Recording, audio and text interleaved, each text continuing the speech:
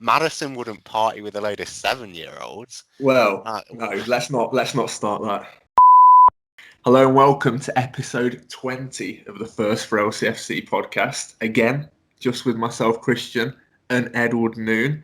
Of course, we do still have members of the team in Austin and Jamie, but they're pretty hard to get hold of. But then again, we're quite hard to get hold of as a podcast. So I do want to apologise for our inconsistency. First of all, as we're like 7 games from the end of the season now, hopefully. Can't make any promises, but the aim is to be here every week. So bear with us, even if it is just me and Ed. We will get something out there for you. But anyway, long intro over. Ed, how are you? I'm good. Yeah, like you say, everyone, apologies we've not been here much recently, but here's hoping that the end of the season will be an entertaining one, and hopefully, well, we're in amongst it in the FA Cup and the league, so it will be good to get the chance to record some podcasts, and hopefully you enjoy listening to them as well. There you go, double apology. Don't think we've ever offered as much sympathy in this podcast before, and there's no abuse towards Austin or Jamie, so I'm not going to preempt you there, Ed, but we do pick our times to record our episodes. I feel like last one was big previewing the Man U game. Don't even remember if we were positive about that or not. Probably not. But ultimately, we got through it. And had some good form in the league. And then here we are off the back of a 3-2 away defeat to West Ham, and which has probably been marred by off the field controversy more than anything. I think it's fair to say. So I think that's probably a fair place to start, isn't it? If you've listened to any, sports broadcaster, you've definitely heard about the alleged. Well, is it alleged? It's supposedly. Well, it's pretty much definite that there was a house party. Don't know where it was. Was it Perez's house, Chowdhury's, or both? I've heard rumours of. So, I mean, ultimately, this obviously came out within the squad before the fixture, Ed. So ultimately, do you think it had an impact on the game other than the squad selection? Well, yeah, the players who obviously Madison would have almost certainly have started the game and would have been a key player for me. We tried to play Pratt being that attacking flair player or behind the front too, or at least he stepped in for Madison anyway, and Pratt's just not that player. He's solid on just about everything, but he's no standout in any aspect, and we need a player who could be creative. So I think that was part of the struggle in the first half, that we didn't have that creative outlet. So I'd absolutely say that Madison was a loss. I mean, so just to clarify for those who maybe have been under a rock over the last 48 hours or so, the reports are that it's believed that at Perez's house, at least, so we had Perez himself, Chowdhury, Madison, the already injured Barnes, and also I heard today club captain Wes Morgan, which is that shocked me more than anything, because I mean it's a sort of unforgivable whatever age you are. Like everyone knows we're in the middle of a global pandemic, right? And you don't take liberties, especially not when you're in the spotlight like a professional footballer. But for me, like Wes Morgan being there just seems bizarre, and it's almost like fair enough if it was the younger lads. When I say young, they're like 23. I mean, again, old enough to think for themselves. But you know, how does this change the squad dynamic? Because you've got the club captain, albeit he doesn't play, but he would be the one at the training ground who'd probably call these lads aside and be like, what are you doing? This is literally isn't acceptable. You're jeopardising, not only our season, but in Madison's terms or Barnes's potentially, you guys ain't going to the Euros anymore. I can probably cross you off that list. But so then you've got other senior stakes people like Vardy and Schmeichel. So how do you think this is going to get resolved internally? And do you think there are going to be sort of ripples of discontent within the squad now? Well, I have no evidence to support what I'm about to say, but I guess that's what happens when we try to talk about rumours. But the only reason I could ever imagine why Morgan would want to go, other than being an absolute moron, is that he's probably just packed it in. Like, he knows he's going. He's not going to play again this year, and he's just thought, I'm not going to play, so I'll just do what I want. But even then, he'll be at training all the time, putting players at risk. He'll be not just at training, but also should be seen as a leader there. So, like, you just wouldn't imagine someone like Vardy or Schmeichel doing that, would you? And Well, like, Vardy's literally would a knob. imagine Vardy doing it, though, wouldn't you? But Yeah, but I don't know if he would. Like, I think he'd want to. I think we all know, as much as we love him, like, if he was at any other club, we think he's an absolute bellend. But I think he's also, they're old enough and they're experienced enough and they're professional enough to know this is it. Any other season, it would have been stupid, awful, absolute morons. But this, like, us and West Ham are two of the teams who are probably in the best place to actually break into the top four, because all the traditional big clubs have not been at it this year. It was a huge game. Some would argue it's probably thus far been the biggest game of the season, and to put yourself out there and just, no one would have forced them to do this. And like you say, they're kids, some of them, the younger ones anyway. But I don't want to just give them a free pass. Like, grow up. You're a professional footballer, and it's not about the money or anything like that. It's more about responsibility. Like,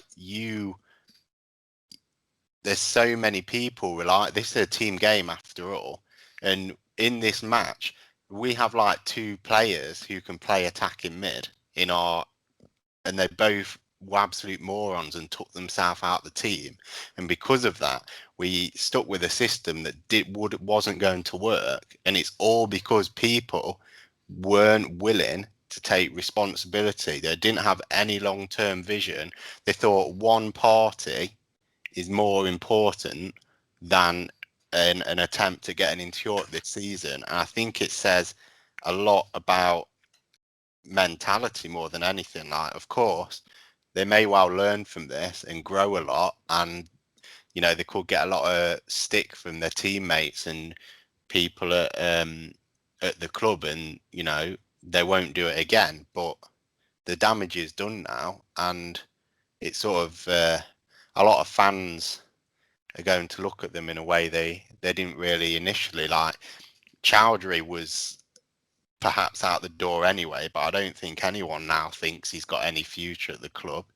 Like, Perez was splitting fans, and now he's got much more negative look. A lot of people even say Maddison, like, just get that sort of attitude out, even though he's one of our sort of flair star players. Like, I do think, I know it's a lot of heat of the moment things, and what fans are saying now and what they may be saying in a couple of weeks' time may differ, but it's left a sour taste in a lot of people's mouths. Valid points made there. And before we sort of move the conversation on a bit, I did just jot down, like, you dismiss Morgan as a player, and rightfully so. Like, I don't really see him playing any role. Maybe, I don't know if his intentions has even been offered a contract or anything like that. But either way, but post being a professional footballer, I can only imagine he was lined up for some sort of, ambassador role within the club or a coaching role. And again, I'm not going to say it's wiped that out, but it's that word respect, isn't it? Like, how can you respect someone, or how could you take a telling off, if you like, to coin a phrase, from him, Wes Morgan, seriously, where if you were to do something like that in the future, because it ultimately wasn't a role model. But, another good case in point that you raised was that there was that almost attitude of like invincibility, and again, this is something we sort of associate with these multi-millionaire footballers, but it's the way it was sort of pre-planned, if you like, because if these reports are to be believed, like, upon entry, like, it was almost like a military operation. Like, people were asked to put their phones in like clear like bags, like sandwich bags. Like, as soon as there was a report of the police coming, it was like a children's party. Like, all the lights went out and everyone was told to be quiet. Like, it just seemed a bit weird. So I guess my next question to you is, well, actually, no, one more thing that's important was apparently Brendan Rodgers did get wind of this. Not sure how, if all these phones were so magically sealed, but and he actually did reach out to probably Morgan, imaginably, and said, you guys need to come home. But again, if reports are believed, it then gets worse than that. I think they travelled 30 miles from Perez's house to Chowdhury's house and continued the party, if it was a party, whatever it was, the gathering. So, I mean, my question to you is, do you think that the players genuinely thought that, oh, look, I'm only going to get fined 1 week's wages, so, basically saying that it's a drop in the ocean. Like, did you think the players actually thought they'd be punished like this and literally be dropped from the squad, regardless of how important that fixture was?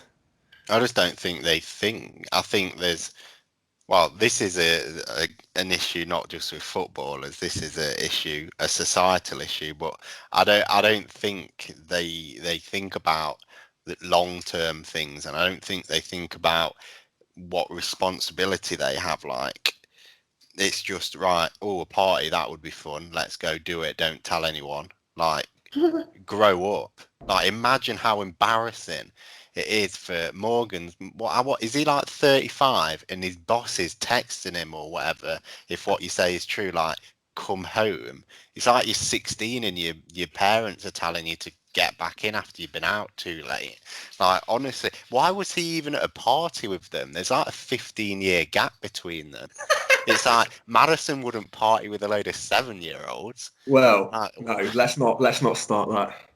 but like, what's going on? Like, I just don't understand. Like, especially with the things opening up, like now with the pubs and stuff. It's like, just wait 2 or 3 weeks. Well, that's the thing, isn't it? At the end of the year, they'll all be going off on holiday in about a month and a half's time. Like, why? Why does it have to happen now? Well, yeah, I mean, it's a valid point. It's to be fair, have you got a reported, like, when was this? Presumably, it would have obviously been like sort of last weekend.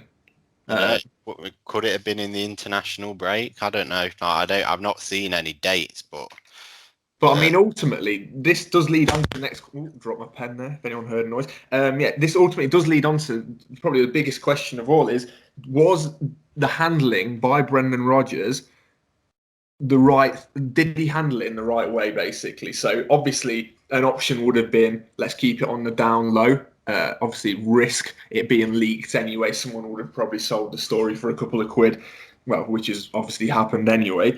But yeah, was obviously Rodgers, as he put his whole, I'm not saying Rodgers put the season on the line, but I mean, do you think him teaching the players a lesson in this way was the only way out of this situation for him as a manager?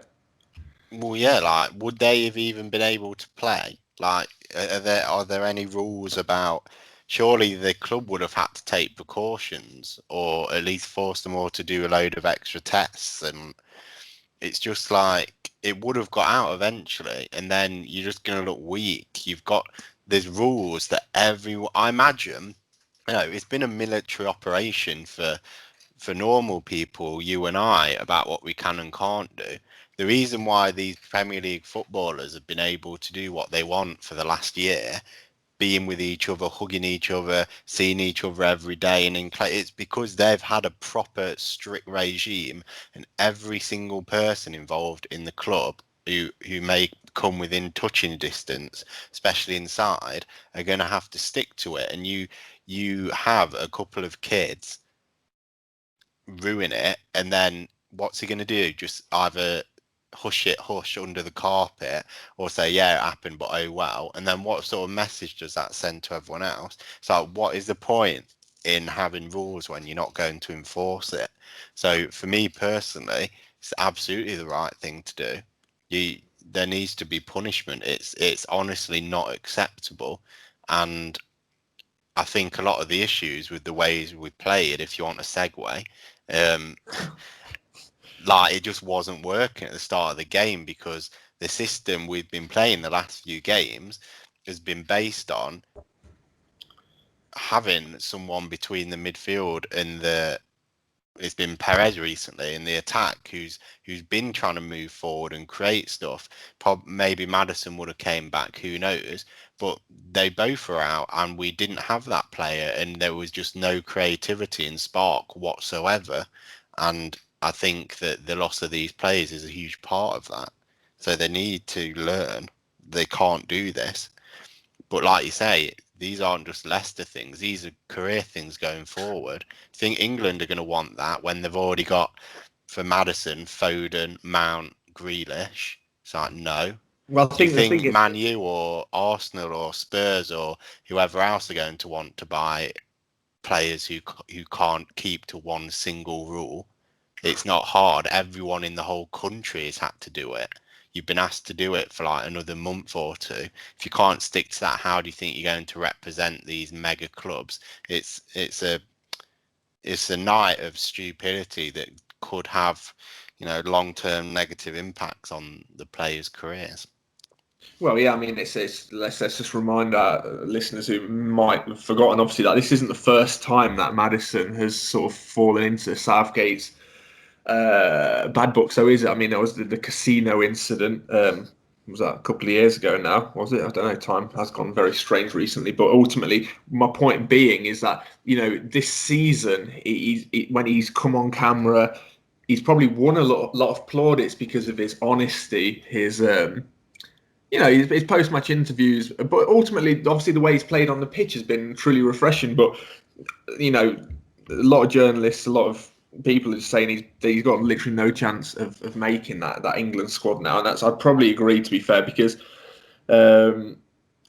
it's made Southgate's decision easy, and it's just the irony of the situation. Like, he had the chance to literally go head to head, if you like, with Jesse Lingard, like a proper battle of a player who deserves one of those midfield spaces, and he made it. Well, he didn't make it easy for Lingard. Obviously, Lingard still has to have a good game, but he took the pressure of having to have a sort of direct competitor. And then, obviously, Southgate was in attendance as well. And I just think, like you say, his decision was never going to be easy, but I think he can literally just scribble Maddison's name straight off that list. And I can only hope, though, that the players...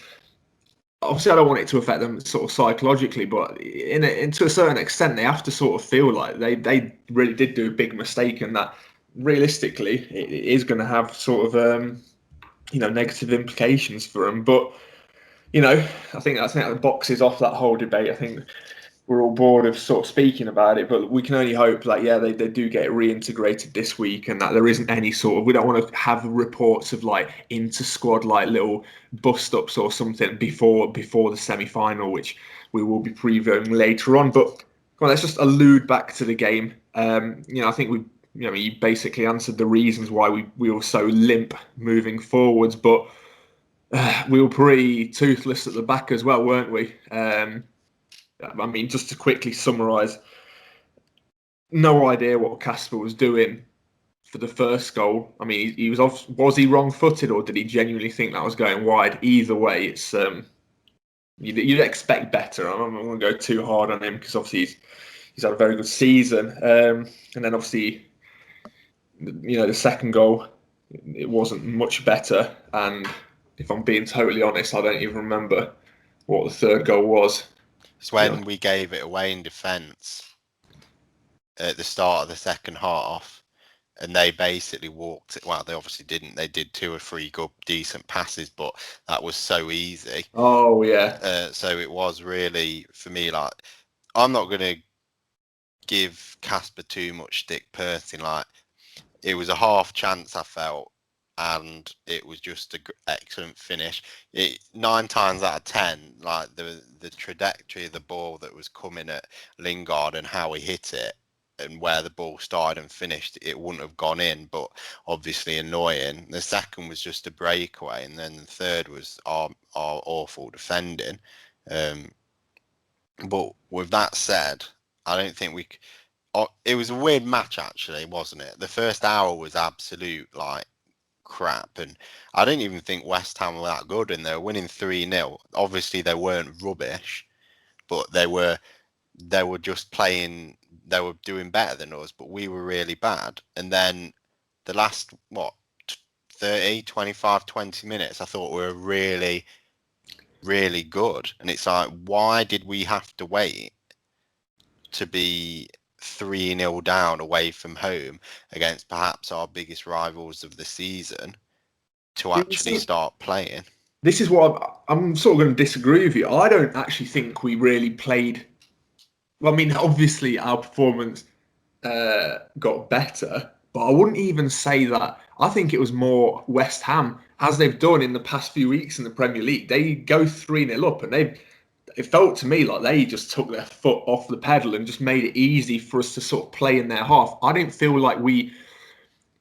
Yeah, listeners now are going to be thinking like, how can you say this? But I didn't feel like we took the game to them. Like we took our chances well, but it just felt like West Ham really invited that pressure in. Like I'm sure their fans would probably agree that when you're 3-0 up, you don't want to suddenly step off it. Like I'm sure their fans would rather they kept sort of maybe pushing, obviously sensibly, but taking sort of calculated risk. But it just felt like they just sort of gave up and. We took 2 chances, had a pretty good chance right at the death, didn't we, to at least register a shot on target. But if we got a draw in that, my point being, I just don't think we could argue rationally that we deserved it. I think we got massively outplayed. And, so, kudos to West Ham because they take their chances so well, like this season. I think what they're averaging, like, I don't know if it's this year or something, but like 2 goals a match. I mean, it's, not many teams sort of average that. Lingard coming in and stuff, they just seem to have this perfect blend, and it sort of reminds me of, obviously they're not going to win the Premier League, but if they came to in the top 4, it'd probably be, that has to be regarded as the biggest sort of shock since Leicester winning the title, doesn't it? Well, if you want some stats, we had 64% possession and we had 15 shots and they had 4. So they got 3 goals from 4 shots. And I just like all over the pitch. What I want trying to say is all over the pitch, they didn't create many chances, nor were they super high quality, I felt. I just think we were just like bipolar. Like it was just like everything. We had a decent amount of the ball in the first half, but the amount of chances created and the amount, not even just clear-cut chances, but how often did we actually look like we were going to create a chance? Like we were going forward with purpose and we got the ball out wide, or there was someone with flair, or someone tried a through ball that went within about 10 yards of where it would have been a threat. It just wasn't happening, not even close. And then in the second half, it was, and we spoke about this, between us, and I've given him so much stick over the last 12 months or whatever, because I don't think he's been good enough. And I think eventually, if not this summer, but next summer, he probably will be sold, and probably rightfully so. But when Albrighton came off the bench, that was one of the best performances, or at least most impactful performances I can remember him having for ages. He actually wanted to get out wide or create something or put a ball across or through ball or something, and he just looked. There was him and Mercado sometimes, him and Castagna sometimes, and there was just that extra dynamic that wasn't there for about the first 70 minutes, but it was just too late for me. Again, well, I mean, it's a case in point because obviously you have notoriously got on Albright's back quite a lot. All I'm picturing in my head or hearing right now is Austin screaming Kevin. No.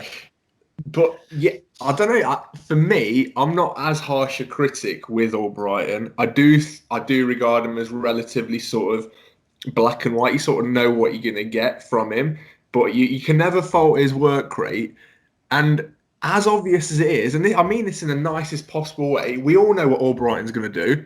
He's either going to chop in, drop the shoulder like he did on a couple of occasions, but it works, or he's literally going to deliver, a very high quality ball into a dangerous space, and frustratingly, there won't be someone there on the end of it.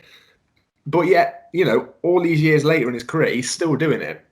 So, I mean, my next question to you for me, he deserves to start the next game, which is ultimately the semi-final at Wembley on Sunday evening. But I just got I got an idea. You won't be agreeing with that. But I'm saying off the back of a performance like that, surely we need players who. It's an FA Cup semi-final. We need effort, and we need people who actually want it. Yeah, you're right. I'm going to disagree. I say that because the why I think he was good when he came on was because we looked like we had players who wanted to attack and get forward.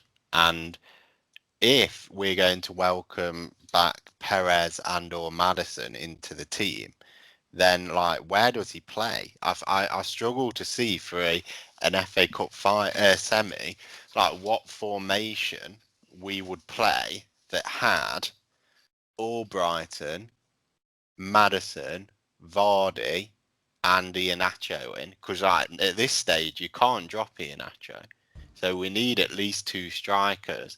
And then if you want Maddison, well, that's someone just behind the strikers. So actually, there's not much scope for playing wingers from the start, surely. Well, I mean, it's the way but that's all dependent on the shape that we sort of.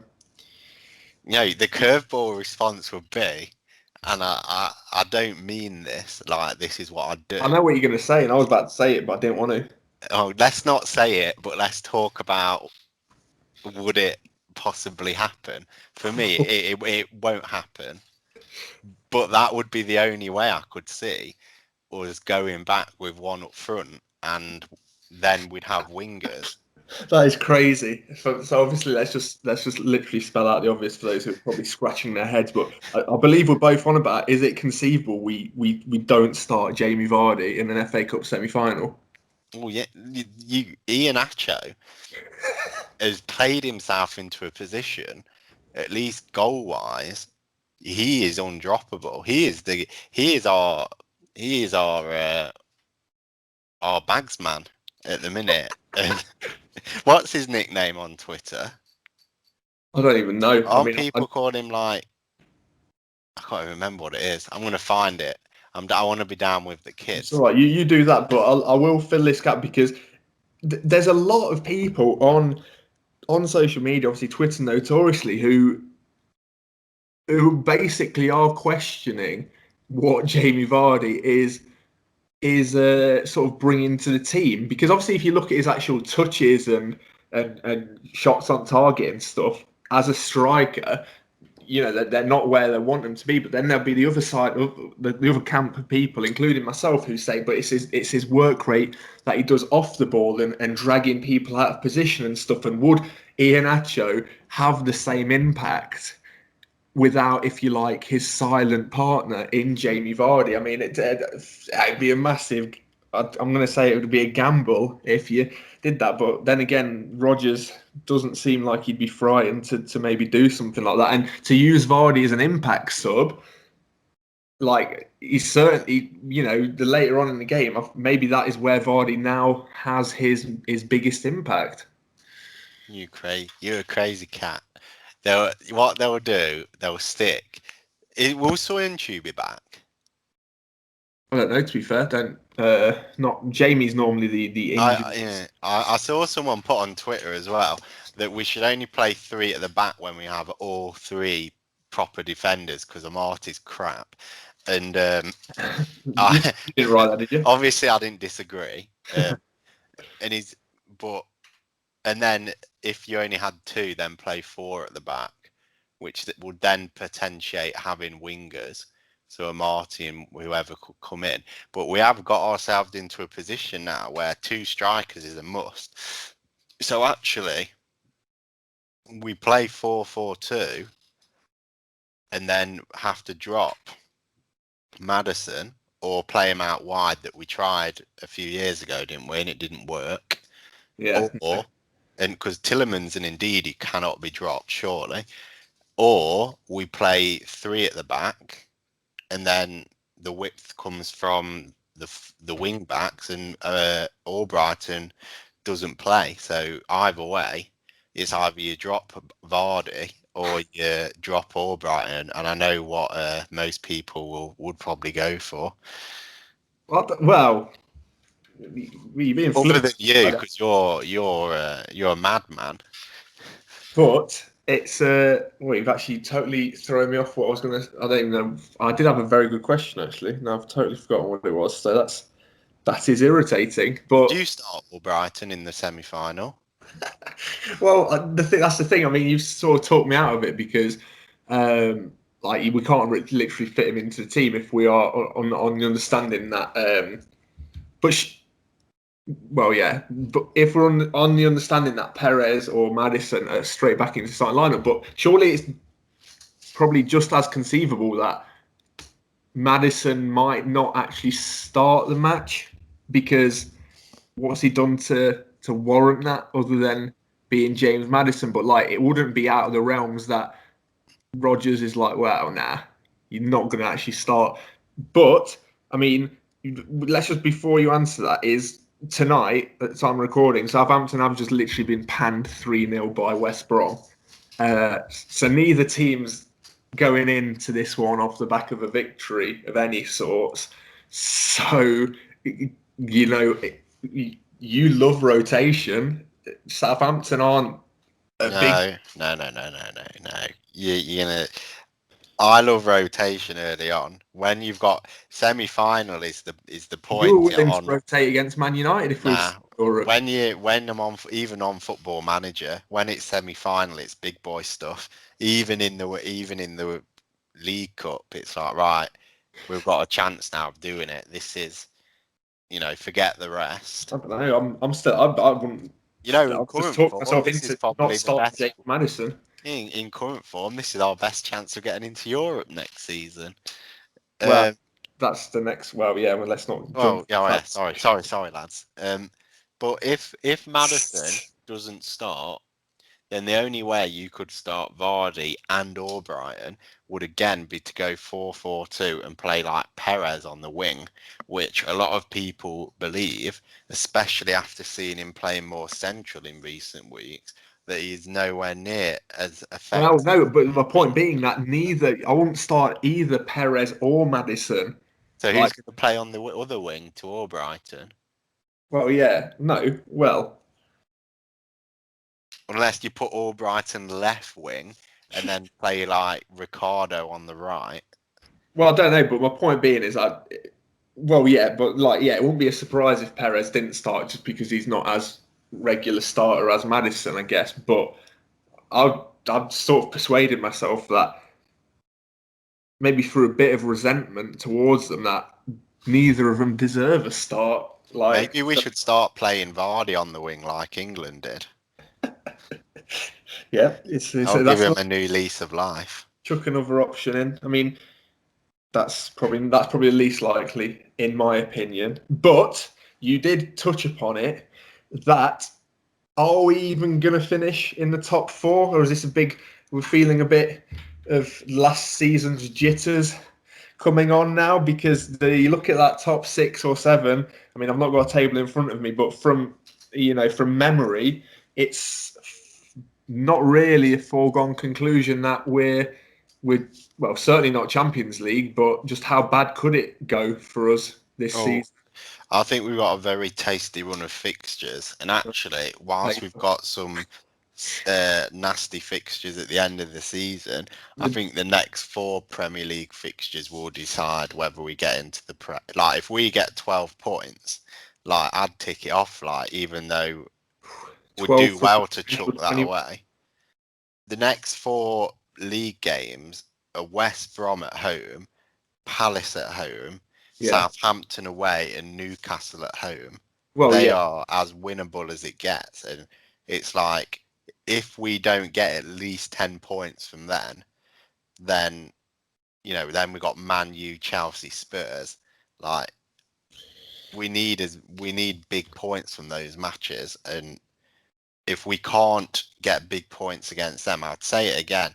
And it's not obviously not. I obviously want us to get top 4, but see what I said with the champion with the Slavia Prague stuff. We are good enough, and to get 12 points from them, and we shouldn't go in with any issues. But you know what? If we don't get enough points, and if we lost to Slavia Prague, we can just say we weren't good enough. Fair enough. Massive annoyance, but I'm not going to moan. Well, I am going to These are the fixate on. games that we need to be picking up points. I am going to fixate on your 12-point thing because I think, I mean, I'm sure you've got the table up in front of you, but I don't think 12 points is. I mean, it's not really definitely enough, is it? Because Liverpool, who are sixth at the moment, are only 4 points behind us, and then you got Chelsea above them, and then West Ham.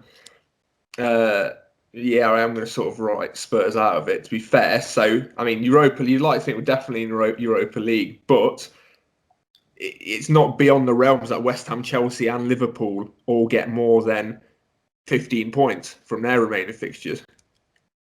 Well, a lot of them have to play each other. You know, Chelsea have got to play Man City, Arsenal and us.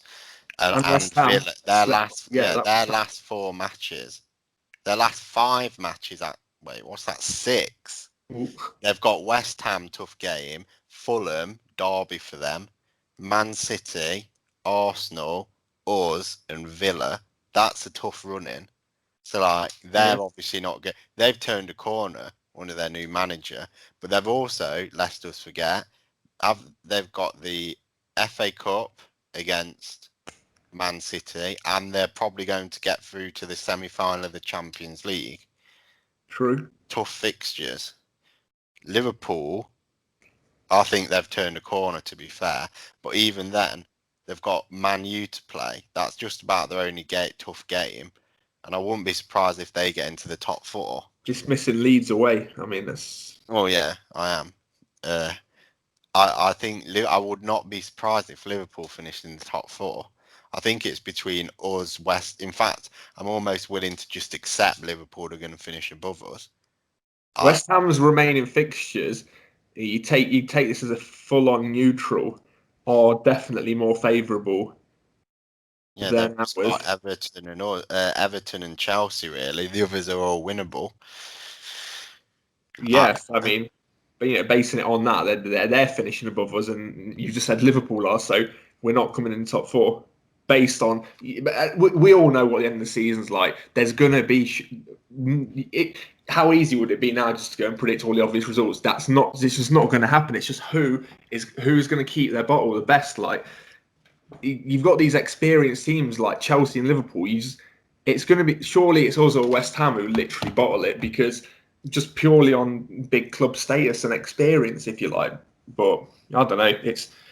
I just like we spent a couple of years, taking the mick out of Spurs, and albeit they probably are going to finish below us. I mean, it'd be a disaster if they finished above us, but that'll be 2 years in a row now. We potentially bottle something.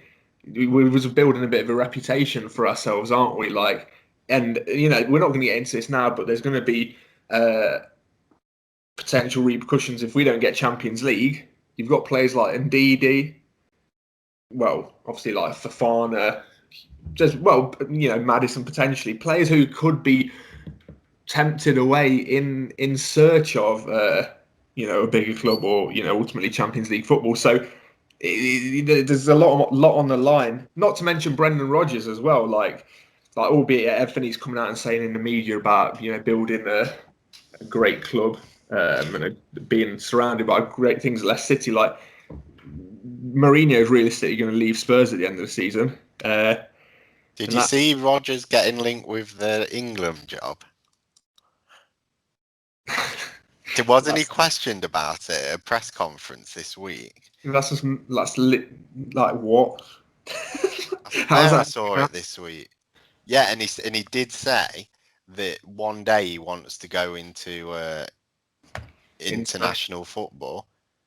Yeah, it was popular video on social media because it was a claim from Gary Neville saying he could be the next England boss, and Rodgers was like, "Ooh, Gary." I don't know. Like, could you imagine that? Wait, you're asking me out of the blue. The honest answer is no. Really, I feel like the way I see it is, if you at any point in your career take a step into international management, you're as good as disappearing off the radar of football management, and especially with the England job, like success is quite literally winning a trophy, which England haven't done, since 1966. Like anything below that, and you'd know better than Fabio Capello or Sven-Goran Eriksson, right? And therefore, how does that improve your CV? Is all I'm saying. So I don't know. I just always associate international management with either up and coming managers that you've never heard of, or they've been a player and they go into managing their country, or managers at the opposite end of their career who are either old or literally failed at domestic level. So, on a serious note, can you think of a? Actually, no, isn't the Spain manager like Luis Enrique or something off the back of, was he a Barcelona manager? But other than that, I can't ever think of a high-profile manager going into international management. Sam Allardyce. And that ended well as well. So, great record, or he's arguably got the best record as an England manager. So that late winner, who was it against? It's Slovenia or something. I remember. God knows. I think it was. Big trivia there, but no, basically, I think not just because it's Rodgers and I don't want him to leave, but the last thing I'm worried about is him becoming England manager. The last thing.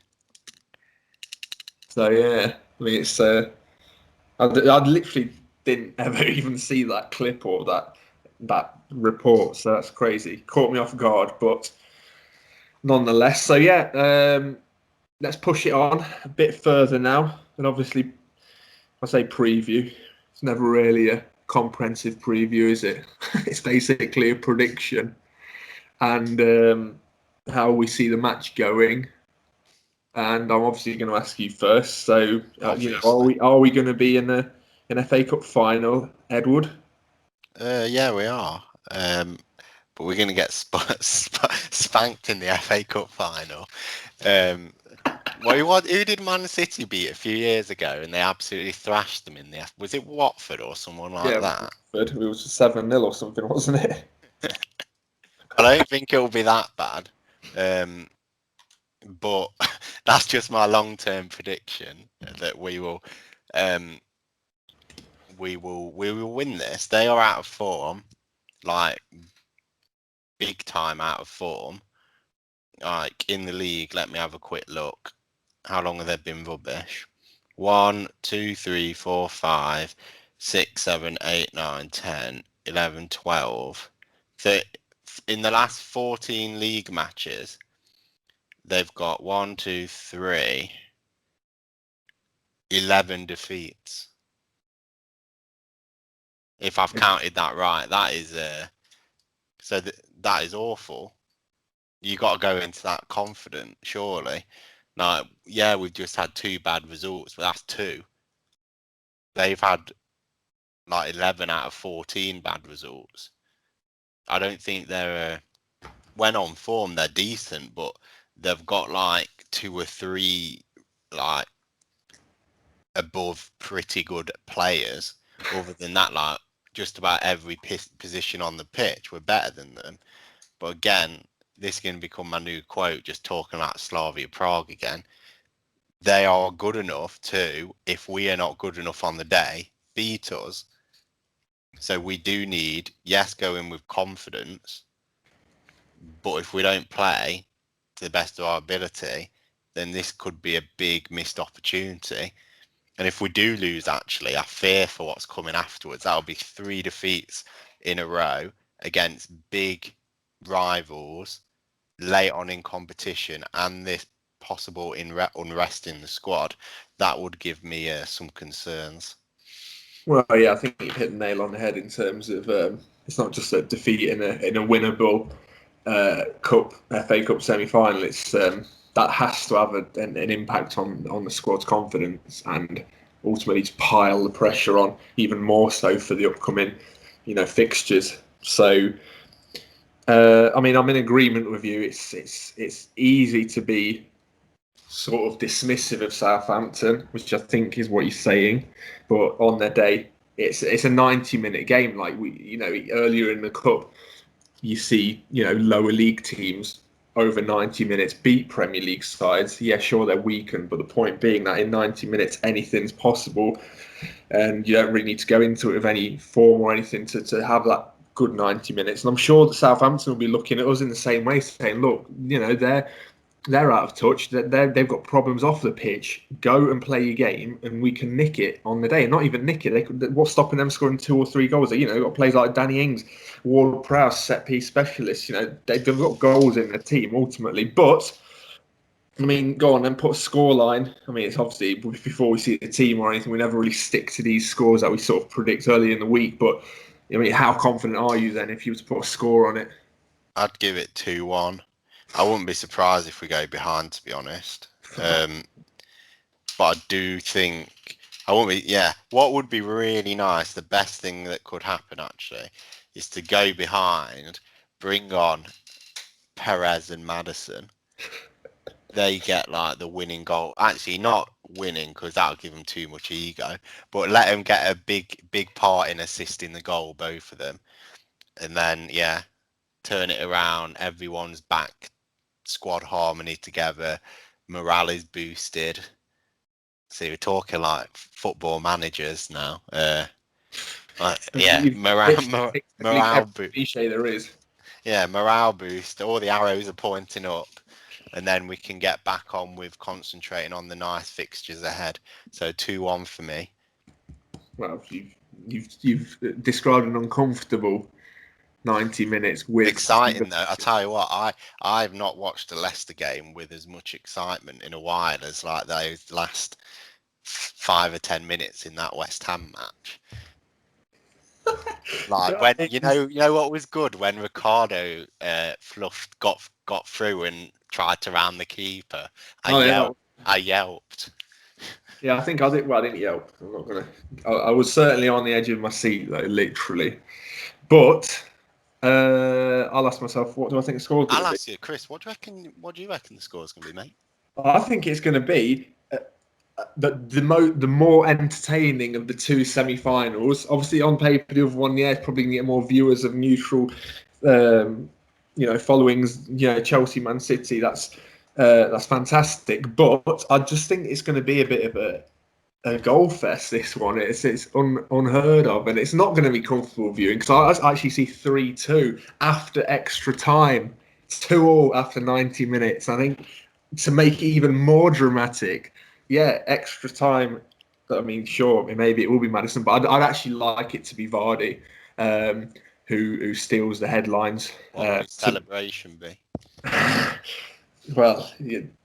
There's fans at this one, ain't there? I say there's fans. There's like 4,000. That you'd probably gonna be like one person every 3 rows at Wembley. But he's got to do something iconic, doesn't he? He's got to go and cup his ears in front of a neutral Southampton fan who lives 2 miles away from Wembley. But something like that. Maybe a nice. He always loves running to the corner flag as well. Maybe damage Wembley's corner flag. That would be good, wouldn't it? Snap that one in half.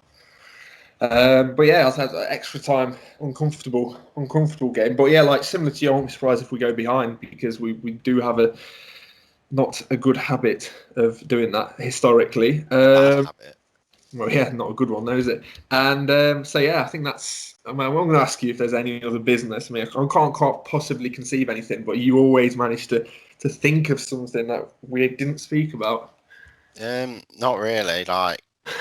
We spoke about some rumours earlier, but there weren't really any interesting ones to do with player signings. Though I do imagine that, I guess the rumours will start coming through, but it's actually quite hard to even think about who we're going to be linked with because, we will be able to attract a much higher calibre player if we're in the Champions League than if we're not.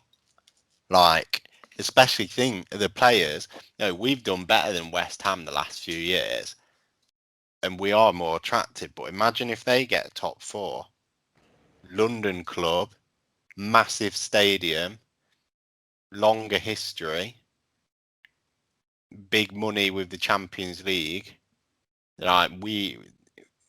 maybe they'll be able to attract players that otherwise would have come to us. So it's not actually, it's an issue missing out to the bigger clubs, isn't it? But you know what? If another similar sized club leapfrogs us and can get that Champions League money and be able to attract the big players, that's quite a big issue for our long-term goals, because it makes them breaking into the top four even harder. So, but yeah, I've completely gone off track. That's not relevant to anything that we're talking about. Just thinking out loud, really, as to why there's no rumours. Business is literally any other business, and you quite frankly had a full conversation with yourself. But well, I told you I could film this, record this on my own, but none of that would be better. That would be even better, maybe. Yeah. Can anyone tweet in if they've ever, if 1 week nobody else is available for hire, would people be interested in listening to a one-man show just go on about their ramblings about the club, the fixtures, the results, the players, etc.? Because I'm telling Krys, I think I can chat enough shit to carry an hour. But he laughs. An hour? That's longer than tonight. That's longer than tonight. He doesn't think so. So would you be interested in it if push came to shove 1 week? That can be your tweet-in thing. Another one would be interesting. Didn't you do a quiz, a vote the other day, Krys, about how people felt about the player situation? I did. I mean, I feel like we definitely missed the boat on referencing that. But I mean, I'm pretty sure it was a landslide that from 593 votes, 54% of people were absolutely raging, 40% were disappointed, and then 3% weren't really bothered, and another 3% just thought, this is really over the top, like just chill out. But yeah, I mean, there's no surprise. 5.8% of people were either not bothered or this is all over the top. Like, not saying you're wrong, but obviously we Krys and I have been on the other side of the aisle as of what's that, over 94% of our vote. So we'll be interested. Tweet us at First4LCFC. Why do you think it's a bit over the top, or you're not really bothered? Like, are we criticizing young people for doing something that we shouldn't expect of them? Are we being too harsh because they're professionals? Like, what is actually the reason? I would be interested to hear that as well. Well, yeah, the only other conceivable answer is that there was actually how many people? I'm not good at quick maths, but however many people at this gathering all voted between them for those two bottom answers. What do you reckon? Morgan was like, "Oh shit, lads, we better vote in this. Spread it round to everyone." Yeah, so that's actually 17 party goers there who distributed the votes between themselves, because there's actually no one in the general public who would actually think that's actually a normal thing to do, or at least something that we shouldn't be slightly distressed or disappointed about, at least. By the way, Kelechi Iheanacho is called Senior Man, or I'm not sure if it's Spanish. Is it Senior Man? I'm not even gonna. I don't know. I have seen that. You are right, but I'm not gonna hazard embarrassing. It could be. It might be neither of those, because I am definitely out of touch with. It's probably been said on a video, hasn't it? And we've just not watched the video. Yeah, and I think, we'll save. Again, if anyone's still listening, pronounce it for us somehow. I don't know, phonetically spell it out there, or send us a video that it's come from or surfaced from. But ultimately, that does not summarize it. Draws to a close this podcast. Like I say, can't make any promises, but it would be nice, obviously, to come back next week and actually, hopefully, be reviewing a semi-final victory in the FA Cup. But that's all there is tonight, folks. So yes, have a great week, and tweet us your feedback as always.